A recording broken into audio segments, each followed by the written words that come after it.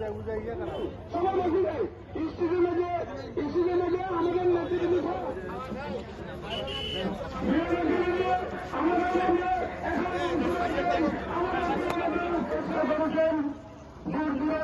এসে এখানে সকল মানুষকে জয়যুক্ত করে আমাদের বুঝাই দেবেন।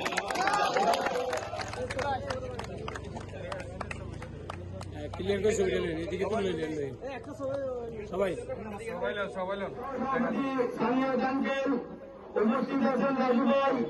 মাননীয় চেয়ারম্যান স্যার যেমন বলেছেন যে হি হ্যাভ এ প্ল্যান, তথা ওটার ধারাবাহিকতা বেগমগঞ্জের জন্য we also have a continuous plan.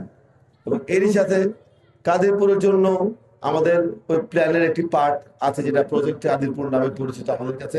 Active Kadirpur, যেখানে নতুন প্রজন্ম সুন্দর মতো হাসবে, দেখবে। এবং আমরা এখানে প্রতিটি 16টি ইউনিয়নে আপনার একটি করে স্পোর্টস ফিল্ড করার জন্য আমরা অলরেডি সবকিছু নির্ধারিত করা হয়েছে। তো ইনশাআল্লাহ যারা যত অ্যাক্টিভনেস থাকবে স্পোর্টসে বা এদিকে, তাদের মেধার আরো বেশি কার্যকারিতা পাবে বলে আশা করি। এবং আমাদের পুষ্টির অভাব না, আমাদের পুষ্টির জ্ঞানের অভাব আছে। সেই জ্ঞানটা আমরা একে অপরের মাধ্যমে বিতরণ করবো। এখানে যাই আছে ভালোর সাথে সবাই ভালো থাকবেন, এই তো। আমাদের চেয়ারম্যান স্যার যেমন বলেছেন, উনি আমাদের নবীজি হযরত মুহাম্মদ সাল্লাল্লাহু আলাইহি সাল্লামের আদলে, উনি ইসলামের আদলে উনি দেশকে কিভাবে পরিচালনা করা যায় এটাকে উনি ওইভাবে পরিচালনা করার উদ্যোগ উনি নিয়েছেন এবং মনে করে বিশ্বাস করেন। আমরা সকলে মুমিন মুসলমান এবং অন্য ধর্মের মানুষকে আমরা শ্রদ্ধা করি, শ্রদ্ধার সাথে রাখি।